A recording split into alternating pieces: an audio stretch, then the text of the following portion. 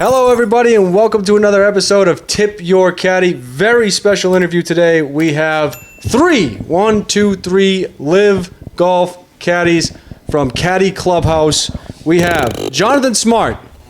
How are we doing? We have Adam Marrow. Well, hang on a minute. And you're looking at the wrong person. Off to a hot start. Right. And Chris Rice. I'm looking at the right guys. All right, fellas, what's going on? Thanks for having me. This is dope. So just for everyone knows, Thomas Pieters caddy, Harold Varner's caddy, and Cameron Tringale. Yeah. Formerly Danny Willett's caddy. But I guess we'll go around. How the hell did you guys get into caddying? What was your first stop doing this job? Right, I'll kick us off. These lads are going to be like, oh, not again. Same story. So actually, I got caught trespassing at a golf club. This is the one he's been waiting for 25 years to tell. 25-year-old story. There's a new Americanised club opening up in the outskirts of London. I happened to be passing by, parked my car up, being a 17-year-old, went over there, hit a few putts. All of a sudden, golf cart comes up. You're trespassing, you need to leave. But before you leave, do you want to caddy in the opening weekend in 3 weeks' time? Which, of course, wasn't quite open. The gates opened at golf club, and that's how I got into caddying. That's pretty unbelievable. I was a club caddy for the best part of 4 to 5 years before I got on tour. So I got myself out in the Challenge Tour in 2005, and then by the back end of 2005, I was on the European Tour, which is now called I think it's called the DP World Tour now. Was that the story you've been waiting 25 years to tell? No, and I know. No. Are you disappointed as like we are? Build that up. How did you get into caddying? My story's pretty crazy. I was in a sales job, and then just one day I was like, I had a night out with my buddies, and I was like, nah, not doing this anymore. Quit the next day. Just after a night out with my buddies, after playing golf. Went to play golf the next day, was kind of looking around, and I just sort of looked up at the fairway, and I go, I got to do something with this, something with golf. And in a week's time on Indeed, I saw Caddies Wanted. Didn't even know what a caddy job was. Didn't know what it entailed. I've just seen Caddyshack. Drove down to South Carolina, carried my first bag in 98-degree heat in South Carolina, and I was like, this is the best job I've ever had in my life. I'm going to do this. How did you get into it? I went trespassing, but every time I tell this story, I have to thank Ricey every time. I attempted to played high level amateur stuff, turned pro, had a go.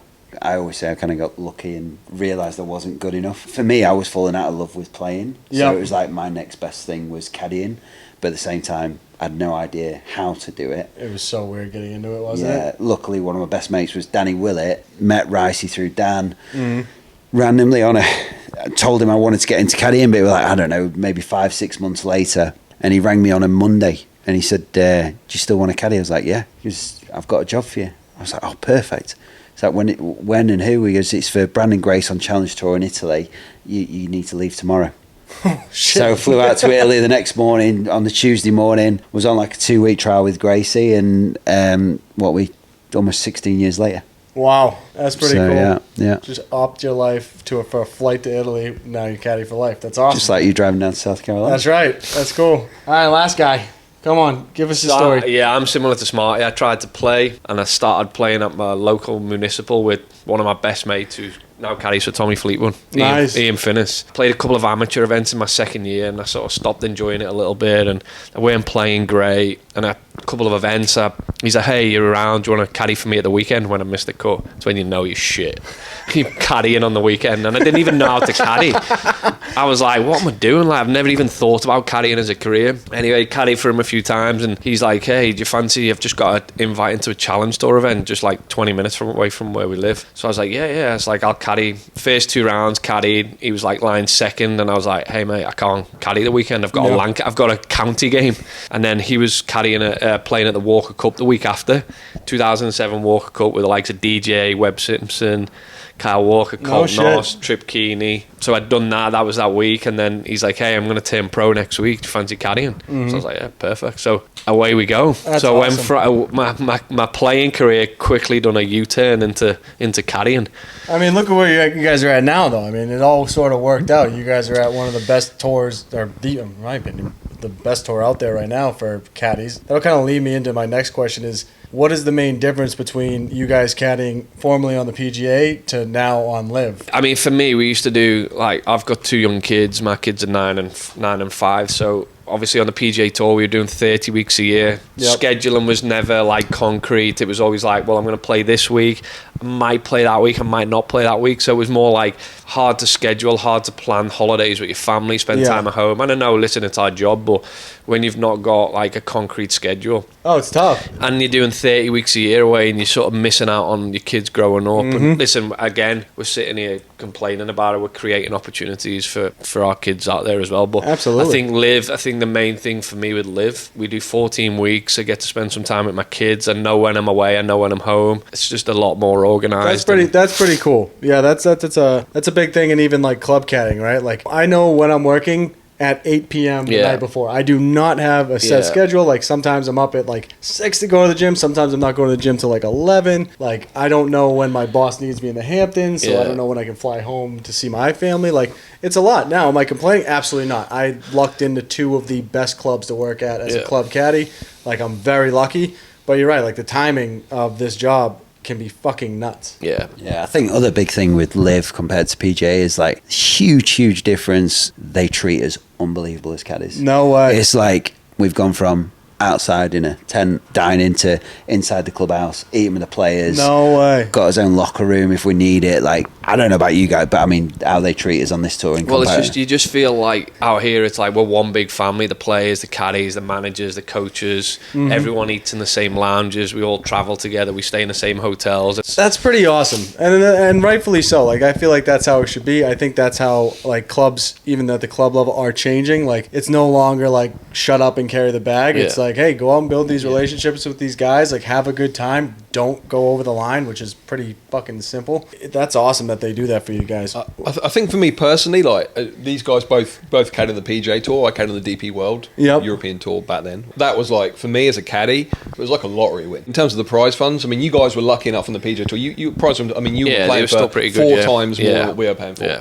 I mean, I caddied for a great golfer. I made a good living on the DP World, but going from DP World to this is...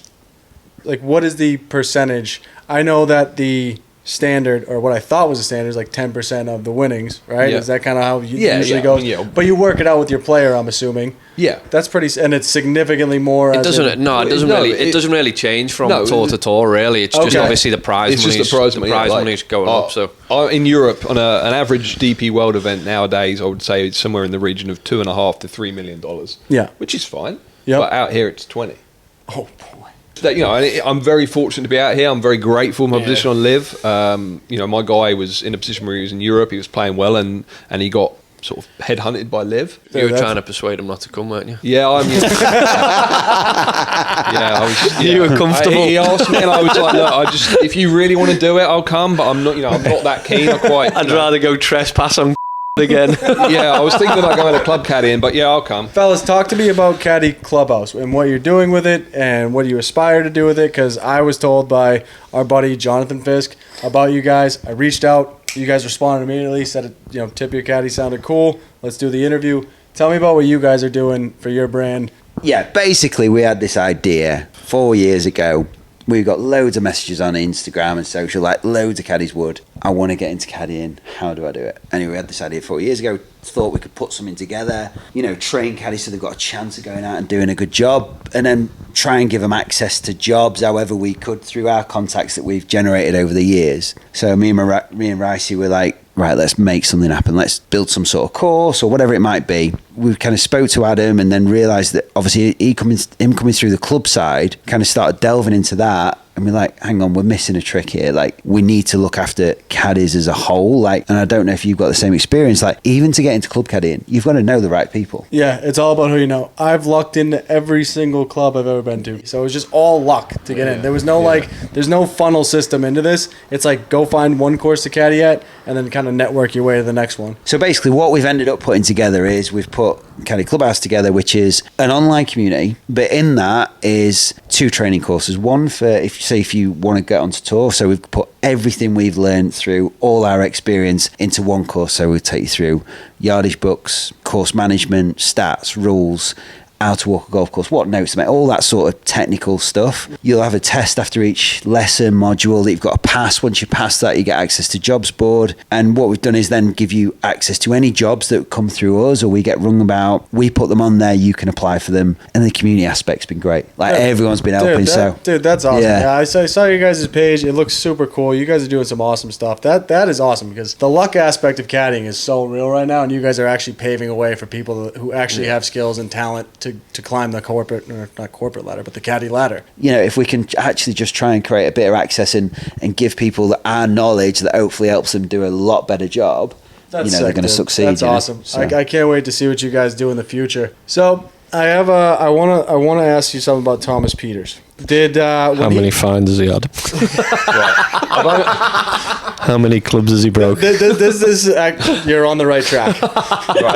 You're on the right track. Ask it for you. So how bad did his neck hurt when he snapped that 6-iron over his neck? Well, it's a 4-iron. Right,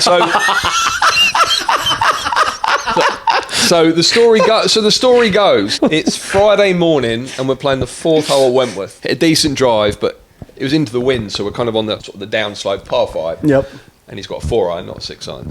And excuse me. hits his 4-iron, and he comes out of it. And this ball's going right. And my mum's in the crowd watching. And I'm like, oh my God, it's going to hit my mum, this ball. So I'm like, 4 just misses my mum. Anyway, so the next thing I know, he's put the club in the bag in 2 pieces. I'm like, all right, snap the 4-iron. And I didn't know he'd snapped over his neck until he came in off the golf course. Oh, you're I had shitting no me. idea. Everybody's like, oh, what's he done? I'm like, what is everybody talking about? And I get into, and someone shows me a still picture of him snapping over his neck. And I had no idea. So I carried the rest of that round not knowing he'd done that. Everybody's, oh my God, he's done it over his neck. And and he did have like a big whiplash mark over his neck, and it was a really silly thing to do. I was going to say, it looked like it hurt like a bitch. So now he's gone back to using his knees and feet. The knees and It's it's so funny because Johnathan was telling me that he's like a pretty calm individual, but like the second those wires cross, he's snapping that club, huh? I don't know where Johnathan got calm individual. Oh, It's not the guy I caddy for. He's getting mixed up. Oh shit, that's awesome. How do you manage it, like emotions like that? Are you more like trying to talk him off a ledge, or you kind of just let him do his thing? And I honestly, I don't even react anymore. Like initially, like when I started working with him a long time ago, we used to get into it a bit over, maybe shouldn't snap it, and he kept doing it. I give up. Honestly. The best one was if he was having an absolute head off, because we get paired with them in like the first round in some of these events now. He was having an absolute head off, and Adam was trying to be like positive, and I think Adam was just about to say something, and he just looked at him and he goes, "Fuck your positivity." No, he hadn't even opened his mouth. So I got criticised for being too positive. Are you being too positive? I've never worked really for a club snapper before. I don't know. It just Club snapper. I know my guys. I mean, they wouldn't even like. They might hit the ground. I think you just came up with a great hat for Tip Your Caddie. It's going to be Club Snapper. Club Snapper right on the top of the hat. We've actually joked that TP should actually have his own brand, and it should be the silhouette, like not Sevi or an old film because then it should be the snap around the neck. Oh my God, it would sell like crazy. Oh, that's amazing. Yeah. Let's go to Varner.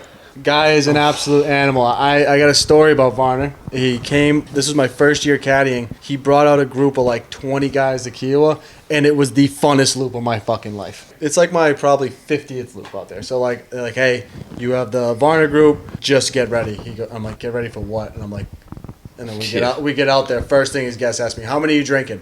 How many am I drinking? She goes, transfusions, how many? I'm like, 2? He goes, all right, get this kid 3 transfusions, load him up on the cart. Dude, we're bombed by like the 5th hole. It was unbelievable. All 20 guys, I've never seen more transfusions go down and just be absolute sticks. It was fantastic. He does that quite a lot. That's one of his things he enjoys doing when he's at home. He's not a big practicer. Never really stands on the range, hits balls, putts. He just likes to go out and hang with his boys, and he'll play. So awesome. He'll play 54 holes in a day. He just loves playing golf with his boys, and he has his music on, and he just goes and plays and has a good time. And that was one of the coolest things I've saw as a club caddy. Just seeing a guy like a professional golf just love playing golf. Like he was just out there having fun. They were just firing at pins, like just bullshitting with the buddies. I was like, this guy is living the actual dream. He's not grinding. He's like that. He's like that on the golf course though, in tournaments as well. Like he's fun. not. I'm not. Yeah, but he's so like chilled out. Like he's the complete opposite to TP in terms of I don't think I've ever seen him throw a club.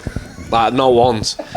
He's great. He's great. Dude, that's awesome. He's great to be around. He just seems like a fun guy. I mean, ever since I saw him, I think it was like 2019 or 2020, either right after COVID. I was like, dude, I would love to hang out and play golf with this guy at least one round in my life. He loves it. Just go ask him. He'd probably like it. All right. He'd probably enjoy it. He'd probably enjoy it more than you. I think he would actually quite like you. Yeah, dude, let's get it done. Let's get it done. Tringale. Yep. Let's get to him. I don't know. I just don't know much about Cameron Tringale. I just don't know much about him. Give me what this guy's like. In terms of, we have the angriest golfer I've ever met and the chillest golfer I've ever met. Where's he at? I'm sure Adson Rice would say he's probably the nicest. Yeah. Oh, really? He's probably genuinely one of the nicest people you'll ever meet. Treats caddies unbelievable, as you know, through club caddying. Like some people better to work for. He's great to work for. But as regards golf game, since I've worked for him, he's really impressed me, because one thing will be off, and you think, he'll be driving it well one week, and you thought, that's it, it's nothing driver.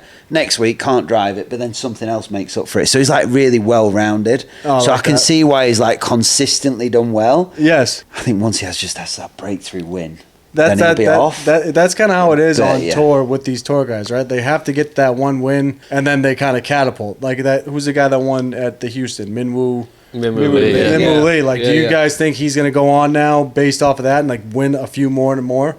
Like, is that how? You'd have thought so, but there's no guarantees. Like, you see lots of people win huge events. I think that's it. They're off. I just think these guys, that they keep putting themselves in contention. I think they get better and they get more experience. Like Minwoo at the Players was up there for two or three rounds, when he shot 80 one of the rounds on a Saturday, and I think you learn from being in them situations. And obviously he's got a new caddy on the bag, Bo. I watched quite a lot of it on the Sunday, and they were class together. That's awesome. But who's the funniest guy you guys know on tour? For me, it's I mean, I could sit there and listen to him all day. Terry Mundy. I was going to say exactly the same. Terry Mundy. Yeah. And it's his laugh, because he could tell you the shittest joke, but his laugh at the end will just send you over the edge. He's got the most contagious laugh you'll ever hear. He's great, yeah. All right, one last thing I want to talk about is you're a Masters champion. Like, Dan was, yeah. like when you win a major, do you like have that? Like you're Masters champion, Danny Willett, caddy. How does that change your life, or did it change your life? He fucking slept. He slept in his boiler suit for a week after it. Of course he did. I only took it off for this podcast. Can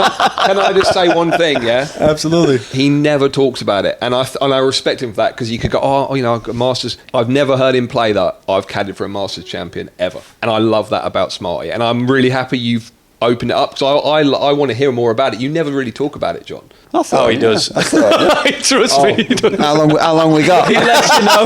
So how long is that camera going to stay on for? I got 4 extra batteries, fellas. We're good to go. Come on, John. I'll be honest. Like, when it first happened, I remember walking those last 3 holes when we were actually leading. And 17, I checked the sprinkler 3 times because I thought I'd got the wrong number, and I was like, "This is not the time to fuck this up."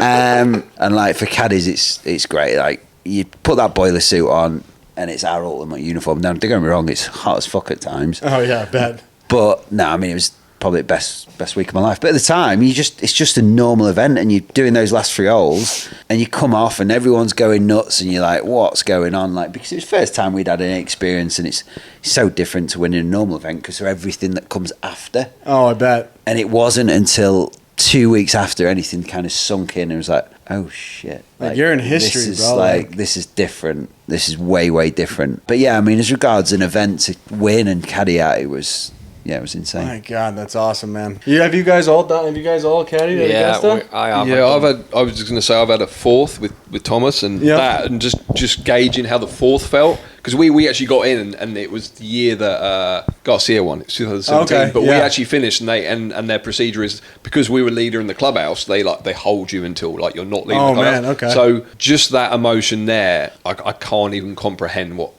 Johnathan must have felt after that. Which that was the year after. Actually, you would have been defending champion in 17. So yeah, we finished 4th the following year after Danny won it, and I mean, God, I can't imagine what it must feel like to win the thing. Yeah, that's awesome. Well, congratulations on the win, dude. That's a huge accomplishment. I mean, you're in the fucking history books, dude. That's wild. Pretty cool one. That's the one that Spieth kind of really fucked it up, right? He helped us. Yeah, that's good. Yeah, he helped us. Yeah, but every year there's somebody. There's always somebody. Yeah, no, he helped.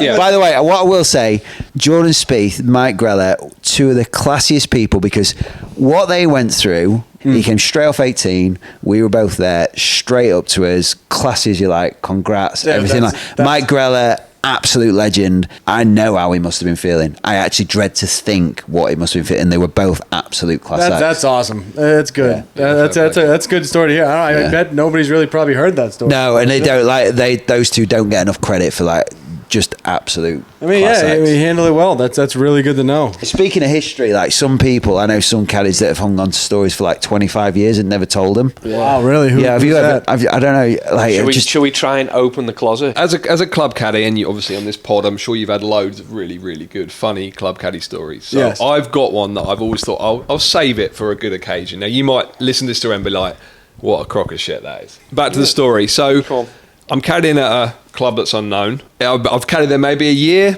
and a half. I'm probably 18, maybe 19, and I'm caddying for one of the gentlemen. And there's another, as you do, you've got the 4 caddies, the 4 players, and we head out. And it's a really hot day. I mean, it is no wind, 32, 33 degrees. Anyway, one of the gentlemen in the group that I'm not caddying for is slightly larger. He's a big guy. He's sweating like anything going down the first hole. Anyway, so get to the first shot. The caddy in question's got his towel over the bag. Anyway, the player walks up, having teed off, gets the caddy's towel, and I can see the caddy's face. He's like, "What's he doing with my towel?" And he proceeds to wipe the sweat off his face and under the arms. And I'm like, "Ooh, that's pretty, that's not great etiquette there." Anyway, and I can see the caddy's really he's quite particular, the caddy in question, this club caddy, and he's like, "Okay, I'm not happy with that." So we get around to second hole. Every shot he's doing it. I mean, he is giving himself the full wipe down with the caddy's towel, and this caddy looks like it's just getting worse and worse. Anyway, we get round to. It was the 15th, yeah, and this caddy, to be fair, he's taken it well, and he's done it as he's walked off the 14th green. He's wiped his face, he's done the armpits. He's given it. I mean, the towel is just. I'm just like, oh my god, that Poor is just, towel. Anyway, the towel's back in the bag, so we go forward on the 15th hole, and all I see he takes the towel into the trees. Okay, the towel's on the floor. He urinates all over the towel. Yeah, gets the lob wedge, hooks it back up. Over the bag, yes, so he hasn't touched it, it's over the bag. Anyway, of course, the player walks up after hitting his drive and he goes, hey. Oh, he's American, I've given it away. Hey. Give me that towel. So the caddy just turns with the bag on the stand, he goes, there you go. He grabs the towel and I'm watching, we're all the caddies watching, and he just rubs his face with hot urine. And the guy and I'm watching it, and it's like slow motion. I'm like, oh my god. And he just gives it the full-on rub down with hot urine. And he obviously he doesn't know. He maybe notices. And it just that for me is that was my best club caddy story at that moment. I will never forget that moment. I laughed I must have laughed the rest of the round. How have you not told that? It's just what I tell a few people. I just don't know. Some people like, oh my, yeah.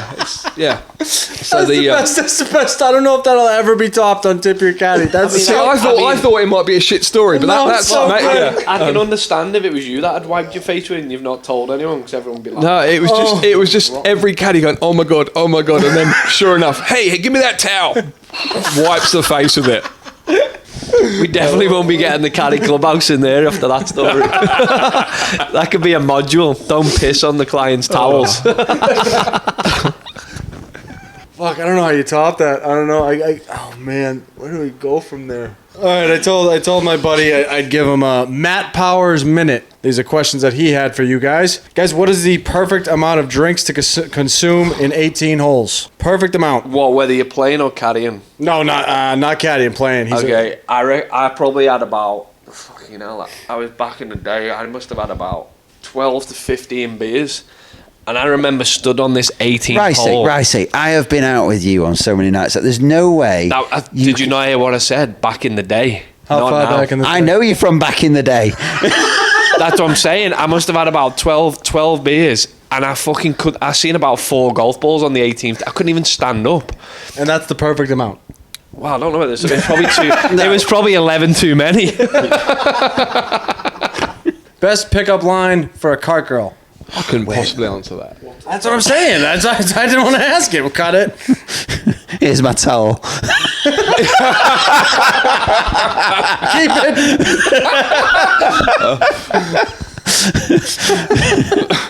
Boys, anything else you guys want to get on? Like, well, your stuff. I want to go back to Caddy Clubhouse, like the community that we've created. Yeah. We do regular webinars with guests, and shit. We're gonna have, like, we had our stats guy on last week. We're gonna have Mick Doran on this week, who's caddies for Lee Westwood. So we've got some good guests on. So it's a good time for all the members and all the people to get on there. That's and awesome. Have a good laugh and talk a bit of shit like we're doing now. Because exactly what we're doing now is like we've created that. Like we've got one big, and like the stories we're getting, especially from club caddies, are mega. Yeah, and I think we should turn the tables on you, and we should have you on. Because I said to Johnathan Fist last night to come on. You should come on our webinar. Yeah. Oh, definitely. Because obviously we've got a club caddy community, we've got a tour caddy community, so they could pick your brains about club caddying, and you can relate to a lot of stuff that they're going through. Yeah, there's a lot that I left out on the differences between professional and amateur caddying, but I think you're right. I think this interview has been awesome. So many funny stories. I definitely will come on the webinar. You guys can ask me whatever the fuck you want. That'd be sick. And let's absolutely do this again. Guys, I can't thank you enough for coming on Tip Your Caddie. I'll make sure to tag all your shit. Caddy Clubhouse. Going to be all over Tip Your Caddie. Guys, thanks. No, thank you Cheers, so Dougie. much. Thanks That was so great. much for having us, buddy. Appreciate it. buddy.